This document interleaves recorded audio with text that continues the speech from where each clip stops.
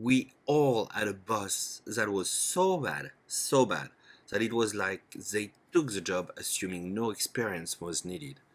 And then they just show up and bomb day in, days out. Complete silence at their meeting, people whispering behind their back, "Oh my god, have you seen this presentation? Maybe sometime you actually thought it was funny." Or maybe you live in a country where the current president, or the previous one, depending on your political affiliation, seems to be given way too much power compared to what his brain seems to be able to handle. That you don't feel he is your president and can't wait for the next election to see him lose miserably in proportion you would only find in only in some kind of despotically run country. Or maybe you are at awe of someone with no background, no network, no wealth, who emerged out of nowhere and managed to capture the attention of the entire world to defend their cause. And that, depending on where you stand with respect to that cause, you are either frustrated by their lack of power to influence the system towards that goal, or frustrated by the attention that they are given. There is a common thread to all this situation: the gap between the power that has been formally given to a person by the system and the power that you or your faction is willing to give to that person. A gap between the authority once held, and by that I mean the power that has been formally granted to her, and your perception of her legitimacy or her expertise to hold it. And as Gustave Le Bon, a French polymath, was saying, competence without authority is as powerless as authority without competence.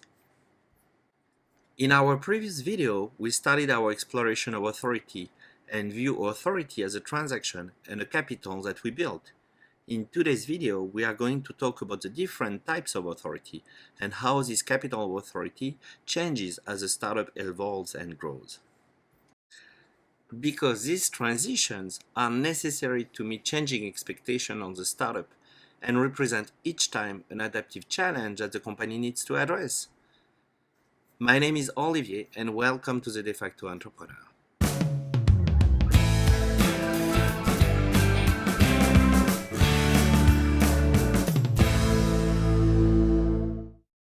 In French, two locutions are commonly used to illustrate authority.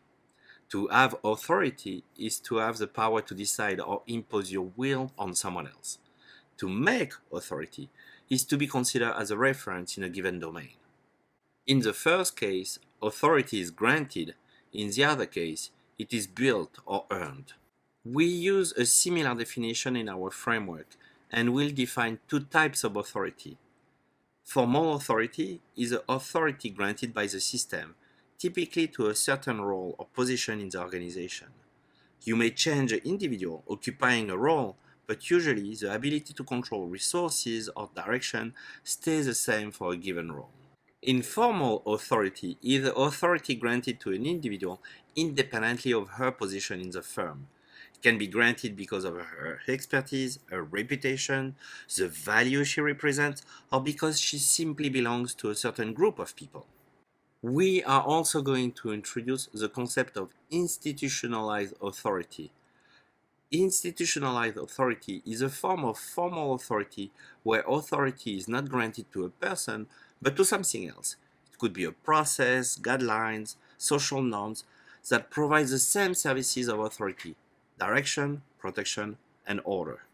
It is important to look at these three forms of authority because as a startup evolves and grows, the distribution of authority and its form and shape will also be evolving. These changes will be necessary to help the company organize and handle the growing complexity of its activities, and to meet the demands for order and protection of external stakeholders. I wish I could fake the charming British accent of David Attenborough, but well, after 15 years in the US, I still can't get rid of my accent, so let's imagine I am David Attenborough, the French natural historian, and today we are going to explore the life of the startup. At the beginning of its life, a startup is like an embryo. By an extraordinary set of circumstances and a pitch of serendipity, a group of individuals gather together to discuss ideas. Like the stem cells in an embryo, no individual can really be differentiated, and the individuals and ideas are bouncing around in the chaotic soup of our social interactions. Then, a spark. By a little bit of magic and divine inspiration, an idea starts to stick, creating a bond between some of these individuals. A seed is planted, and with almost no effort from their part, and without realizing it, these individuals may have changed their course of their life. During this seeding phase, a shared purpose will start to take form, and as people start to allocate time and effort to work on the idea, roles starts to emerge. Who will work on the technology side? Who will work on the business side? Who will look at the competition? And even who will design the logo? As people gain expertise and specialize, they start to be granted informal authority.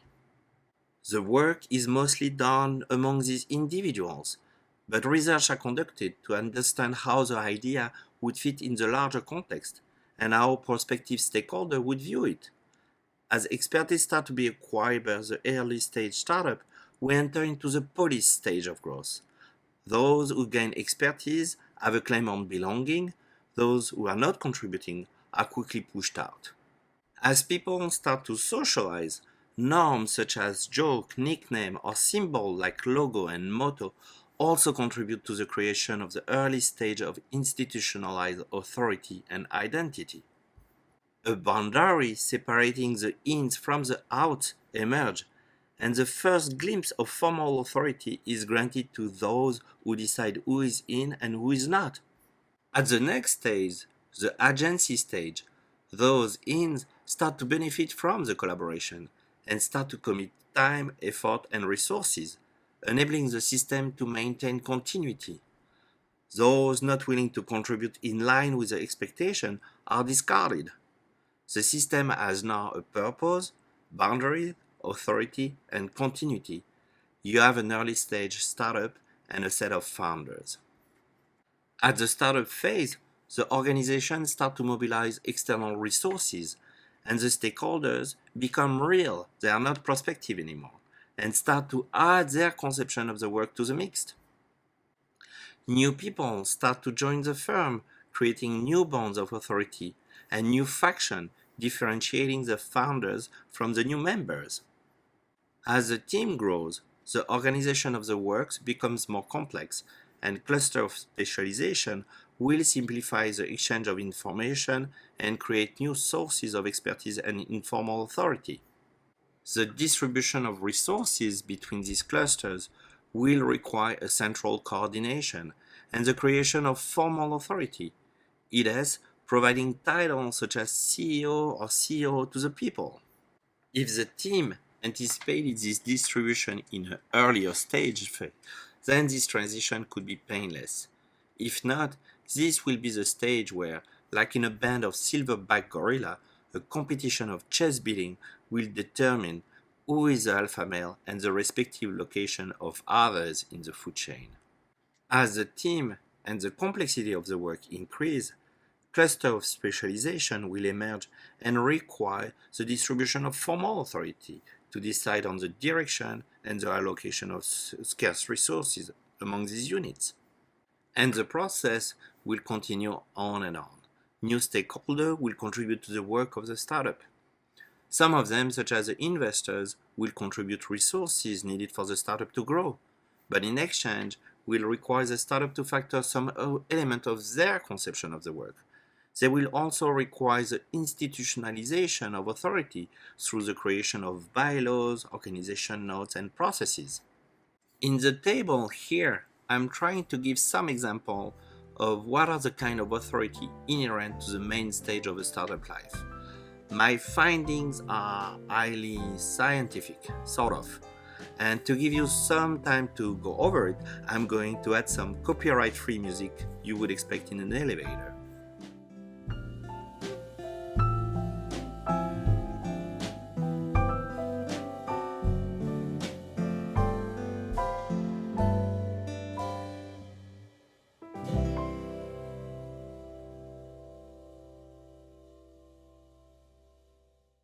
Now that you had a chance to get your ear canal sterilized, what do we do with that?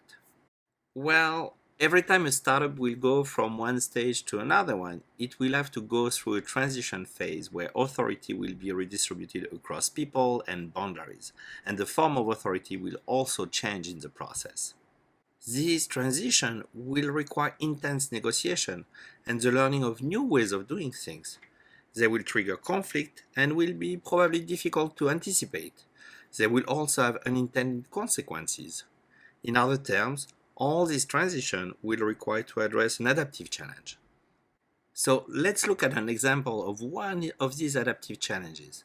We are not going to try to solve it yet, we need more videos for that. Let's imagine your startup is producing cake, and after many years of hard work, your chief cook of restoration and degustation created a new cake that is so scrumptious that your revenue are exploding and you need to prepare for exponential growth.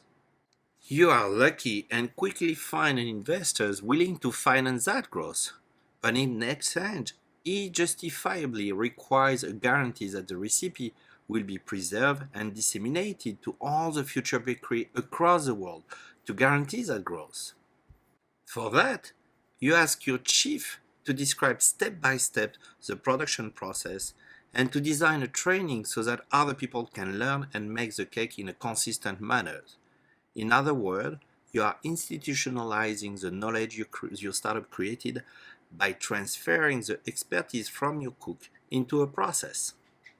This process will be a form of authority because it will provide a direction, the instruction how to bake a cake, a form of protection because as long as you follow the instruction, you will be protected even if the cake is a failure, and order because the process attributes roles, declares norms, and offers support in case of conflict. However, the institutionalization of the process may create a certain number of adaptive challenges for the people involved.